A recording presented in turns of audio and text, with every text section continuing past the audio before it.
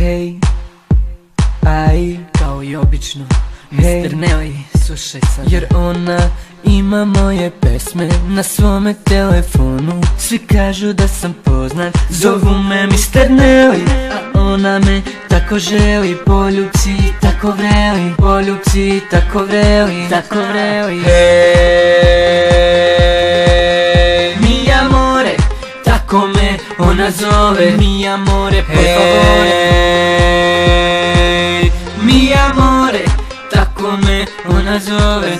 Por favore, mi amore, por favore. Mi amore, por favore. Mi amore, por favore. Od ničeg, evo sada postao sam poznat ja, poznat ja, poznat ja. I dobar osjećaj kada čujem da, kada čujem da, kada čujem da. Moju pesmu svi znaju i sada svi pevaju. Ja postao sam poznat, ja volim kada kažu da sam jako dobar sa svojim pesmama, da osvajam njihova tužna srca. Ja znam da neki me mrze, šta ću im ja moj druže? Ljubomornoj duše mogu samo da mi pip. Nisam ja kriv što sam dobar, što imam talenat ovaj. Njihove devojke lože se na moje pesmice. Hej, mi amore, tako me ona zove. Mi amore, por favore. Mi amore, tako me ona zove.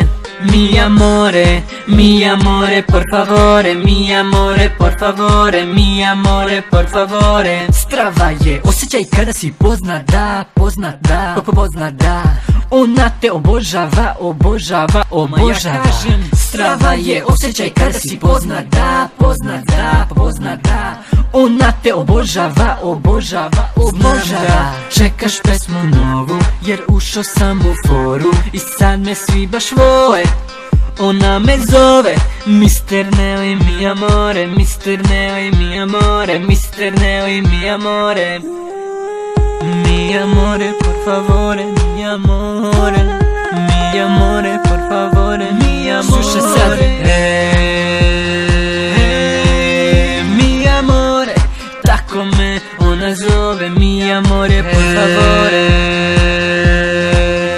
Mi amore, por favore.